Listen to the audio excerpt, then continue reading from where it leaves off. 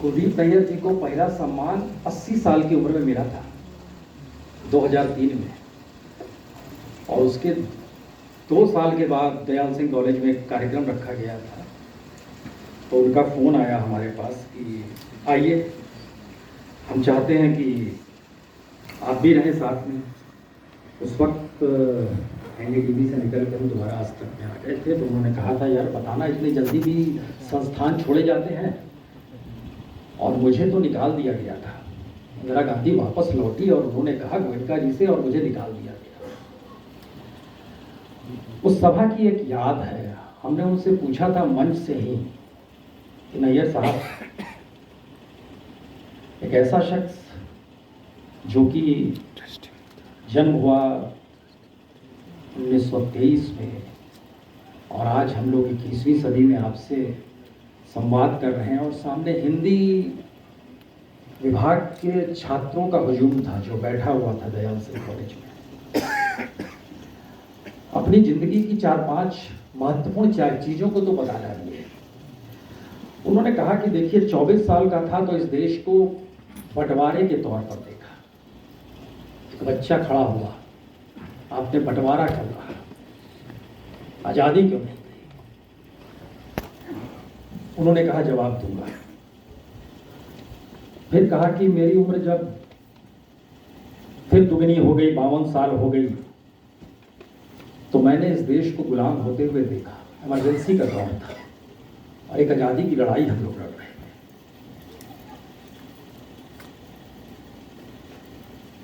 तीसरी घटना उन्होंने जिक्र 84 की थी, जब पंजाब में जो कुछ हुआ था, और चौथी घटना उन्होंने बाबरी मस्जिद को लेकर की। जब आप कुलदीप नैयर साहब के साथ होते हैं तो आप सिर्फ पत्रकार होते हैं, इधर या उधर नहीं होते हैं। इस दौर में भी ट्रिब्यून में वो लगातार लिखते रहे, और मृत्यु के एक हफ्ते पहले तो वो अटारी वाघा बॉर्डर पे जो जाते थे, उनके जहन में लगातार ये बात गूंजती रहती थी, और गए भी थे, उस बीमारी की अवस्था में भी गए थे। लेकिन ट्रिब्यून में जो उनके लेख लगातार आ रहे थे, वो मौजूद होंगे मेरे ख्याल से, साइट पे मौजूद होंगे। लेकिन उन्होंने 2 लेख हमें भेजे थे, और आज हम उसको चाहते हैं कि उसकी चंद लाइनों को आपको बताएं। क्यों हमने कहा कि वो इधर उधर के नहीं थे और उनको आप बांट नहीं सकते हैं। 11 सितंबर 2017 को उन्होंने लिखा था द राइज ऑफ हिंदुत्व, और उसमें उन्होंने बहुत साफ तौर पे लिखा था कि धर्मनिरपेक्ष समाज का हिंदूकरण करने से देश की अखंडता खतरे में है, और धर्म कभी भी एक राष्ट्र को एकीकृत नहीं कर सकता। और उसके बाद उन्होंने बांग्लादेश का जिक्र किया कि पाकिस्तान से कैसे वो अपना स्वतंत्र संप्रभु राज्य और गणराज्य बनाने की दिशा में बढ़ गया। और फिर भारत के संदर्भ में उन्होंने कहा कि भारत एक देश के रूप में रहा है क्योंकि विभिन्न सांस्कृतिक संस्थानों को परेशान नहीं किया गया। और सच है कि हिंदुओं की आबादी 80% है, लेकिन अल्पसंख्यक मुसलमानों को एक पागल फ्रिंज से के अलावा कोई खतरा नहीं है। यह अलग मसला है कि उसके बाद सीए, एनआरसी और तमाम चीज़ों का जिक्र तो शायद वो होते तो एक मौजूदा वक्त में शायद उनके कुछ विचार अलग होते, लेकिन उसके चंद दिनों के बाद उन्होंने, जब राहुल गांधी अध्यक्ष बने, तो भी उन्होंने आर्टिकल लिखा और उसी मिजाज से उन्होंने सीधा अटैक किया। उनका लिखना था Congress dependence on Nehru Gandhi dynasty, और इसमें उन्होंने उस दौर में, जैसे मणिशंकर अय्यर ने मुगलिया सल्तनत के तौर पे गांधी फैमिली को देखा और कहा कि राजा का बेटा तो राजा ही होता है, king son would always be a king. उन्होंने उस लाइन को वहाँ पर कोट भी किया। और फिर इस पूरी प्रक्रिया में सोनिया गांधी का प्रधानमंत्री नहीं बनना, उनका बेटे के प्रति प्रेम, बड़ा कटाक्ष बड़ा जबरदस्त था उसमें, जो शब्दों का इस्तेमाल और उनकी जो विजन थी। लेकिन एक सवाल बार बार आता है, और आखिरी दिनों में हमारी जो मुलाकात थी उनसे, वह 2016 में आखिरी मुलाकात थी। उसके बाद मुलाकात नहीं हुई थी। उसके बाद हम लोग का आदान प्रदान फोन पे या उससे होता था। हमने कहा क्या ये संभव है नैयर साहब कि पत्रकार इस पार या उस पार खड़ा हो जाए। वो गांधी जी का जिक्र किया करते थे, बोलते थे कि कांग्रेस के भीतर भी जो उस वक्त हिंदूवादी ताकतें थी और जो उन पर आरोप लगते थे मुस्लिमों को लेकर या सारी चीजें, उन्होंने हमेशा बड़ी लकीर खींची। तो उनका आर्गुमेंट ये रहा कि जर्नलिस्ट को हमेशा बड़ी लकीर खींचनी आनी चाहिए। अगर वो इस पार या उस पार है तो कोई अंतर आपको नजर नहीं आएगा। और उन्होंने कहा उस दौर में, आज तो संयोग से हम लोग याद कर सकते हैं, 24 घंटे पहले की बात है, सुप्रीम कोर्ट ने एक नोटिस भेजा है लॉ सेक्रेटरी को कि जजेस की नियुक्ति क्यों नहीं हो पा रही है। वो जिक्र अक्सर किया करते थे, बहुत लोगों के साथ किया होगा जिक्र, उन्होंने किया होगा, हमारे साथ भी किया था। उन्होंने हैबियस कॉर्पस जो फाइल किया था उस पीरियड में, उस समय के जो जस्टिस थे दिल्ली हाई कोर्ट के, वह जस्टिस रंगराजन थे, जिनका तबादला इस फैसले के बाद गुवाहाटी कर दिया गया था। उसमें मेंशन किया उन्होंने और उस फैसले की कॉपी उनके पास थी। अरे सोचिए कि 1977 का हम जिक्र उस समय पीरियड में कर रहे हैं और उस कॉपी को उन्होंने 21वीं सदी में भी सहेज के रखा हुआ है। जस्टिस रंगराजन ने कहा था कि जीवन एवं स्वतंत्रता के अधिकार भारतीय संविधान के साथ अस्तित्व में नहीं आए थे। वे मूलभूत नैसर्गिक अधिकार हैं जिन्हें संविधान ने सिर्फ संरक्षण प्रदान किया है और इन अधिकारों का स्थगन उन्हें पूरी तरीके से स्थगित कर देता है और हैबियस कॉर्पस के अधिकार का स्थगन नहीं किया जा सकता है। बस कानून द्वारा स्वतंत्रता को नियमित करने की कोशिश की गई है और किसी व्यक्ति की निजी स्वतंत्रता को खत्म करने का चरम अधिकार एग्जीक्यूटिव के पास नहीं है। क्या ये मौजूदा वक्त में कहा जा सकता है? और क्या उस पीढ़ी के दौर में जब हम याद भी करते हैं तो हमारे जहन में क्या नाम आते हैं? मुलगांवकर साहब, अजीत भट्टाचार्य जी, उस पीरियड में निहाल सिंह, महिप सिंह के बेटे कनाडा में हमारी उनसे बात अक्सर होती रहती है। उनका कहना है कि महिप सिंह को लीजिए, निहाल सिंह को लीजिए, खुशवंत सिंह को लीजिए, कुलदीप नैयर को लीजिए, जब 84 में जो कुछ हो रहा था उसमें वो ना इंदिरा के साथ खड़े थे, ना भिंडरावाला के साथ खड़े थे, ना वो वहां पर जो खड़ाकू थे उनके साथ खड़े थे और ना ही इधर जो सेना थी उनके साथ, वो जर्नलिज्म कर रहे थे। क्या ये मुश्किल सवाल मौजूदा वक्त में नहीं है या ये मुश्किल सवाल इतना आसान बना दिया गया है कि हम प्रतिरोध की आवाज में जर्नलिज्म को भूल तो नहीं गए हैं?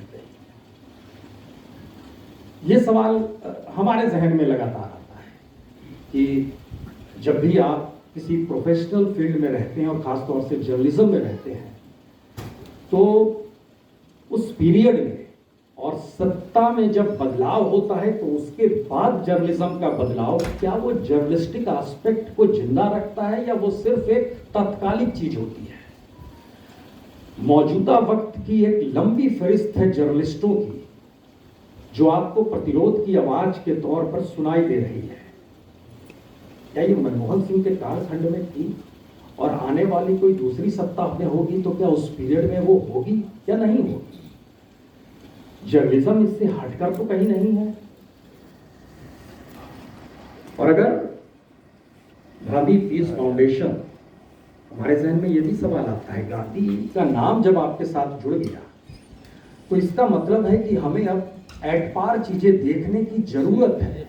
यह देश दिल्ली में नहीं सिमटा हुआ है और इसीलिए आप जब इस देश के छोटे छोटे हिस्सों में भी जाएंगे, चाहे वो बेरोजगारी का सवाल हो, अग्निवीरों का सवाल हो या कोई भी सवाल हो, सब दिल्ली की तरफ इसलिए देख रहे हैं क्योंकि सब कुछ केंद्रित दिल्ली में हो गया है और हमने भी प्रतिरोध की आवाज को उसी रूप में एक्सेप्ट कर लिया है जो गायब था, मेन स्ट्रीम से गायब हो गया। आखिरी बात, अडवाणी जी ने मैंने इसका जिक्र किया था कि जब जर्नलिस्टों को कहा गया कि झुक जाइए तो वो रेंगने लगे। हमने भी उनसे पूछा था और एक इंटरव्यू लिया था उनका आज तक के दौर में।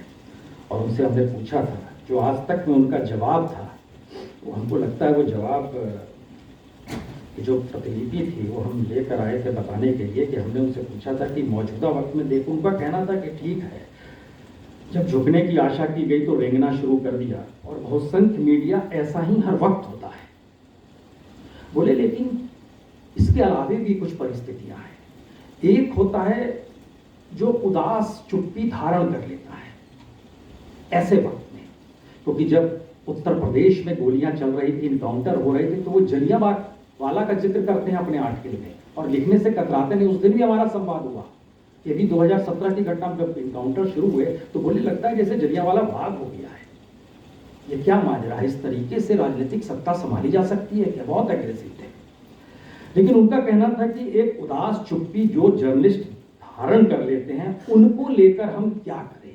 एक तो रेंग रहा है, लेट गया, वो हम समझ गए, और देश में जो भी घटनाएं घट रही हैं उस पर वो असहमति जाहिर करता है लेकिन चुप्पी के साथ। और जहां परिस्थितियां उन्हें मजबूर करती है वहां पत्रकारिता की वह औपचारिकता कर्तव्यों का पालन करते हुए पहल करता है, इसके अलावा कुछ नहीं करता है। और यही वो लोग हैं जो इस समाज को सत्ता परिवर्तन के वक्त या सत्ता परिवर्तन के लिए संघर्ष के दौर में प्रभावित करना चाहते हैं।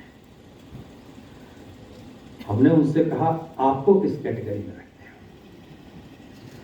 उन्होंने कहा ये तो आप सोचिए आप किस कैटेगरी में रखिएगा, लेकिन आपको रहना है तो मेरा नाम लिख दीजिए उसमें, ये इंटरव्यू का हिस्सा आपको बता रहे हैं। और ये फैक्ट है कि उस समय चमकता हुआ सितारा कुलदीप नैयर की रिपोर्टाज जो होती थी, उनके जो सोर्स थे, उससे सत्ता घबराती थी, ये फैक्ट है। और वो किसी को भी फोन उठा के कह देते थे, कुछ भी कह देते थे। जॉर्ज, क्योंकि जॉर्ज फर्नांडिस के हम लोग भी बड़े करीब रहे, जॉर्ज को फोन उठाया, जॉर्ज ये करना है, वो करना है, ऐसे करना है। एक एडमिरल साहब हुआ करते थे, उनसे भी उनके रिश्ते अच्छे थे। वो एडमिरल भागवत भी बताते हैं किस तरीके से उनके जो ताल्लुकात होते थे। के.आर. मलकानी का नाम उन्होंने दिया। फिर उन्होंने जो इस वक्त लखनऊ में है विक्रम राव, उनका नाम लिया, जिनको डायनामाइट कांड केस में फंसा दिया गया था। वो बड़ोदरा में टाइम्स ऑफ इंडिया के एडिटर हुआ करते थे। और सुंदर राजन जो दिल्ली में थे, उनका नाम लिया। तो हमने उससे कहा, उनसे पूछा क्या हम भी 4 नाम ले रहे हैं नैयर साहब, कुलदीप नैयर, के.आर. मलकानी, सुंदर राजन, विक्रम राव, क्या इन 4 नामों को हम ये कह सकते हैं कि पत्रकारिता में जो इन्होंने अपनी साहस दिखाई उसकी कीमत चुकाई? और वो हंसने लगे, बोले 1 लाइन और जोड़ देना। हमने पूछा क्या? बोले और सरकार के कुटिल षड्यंत्रों का शिकार हो गए। उस समय की पत्रकारिता, मौजूदा वक्त की उस समय ना यूट्यूब था, ना सोशल मीडिया था, ना ग्लॉसी पेपर के मैगजीन्स थे, ना टेलीविजन था। और बताते थे हम लोग तो शुरुआत में रिपोर्ट लिखते थे तो एक एक शब्द को उठा के रखा तब छपता था। हम तो उस समय से पत्रकारिता के दौर को जी रहे हैं, देख रहे हैं, एक एक कण को देखा, समझा, बुना, ताना माना, बुना गया है। वहाँ से चीज़ें खड़ी हुई है। और आज की तारीख में अगर आप खड़े होकर हमको खारिज भी कर देंगे तो यकीन जानिए हम कुछ भी नहीं कह पाएंगे। तो भारत को जिस रूप में उन्होंने जर्नलिज्म के तले देखा, समझा, परखा और राजनीति को नेहरू से लेकर मोदी तक को देखा, समझा, परखा, वो शख्स जर्नलिस्ट ही रहा। बहुत बहुत शुक्रिया।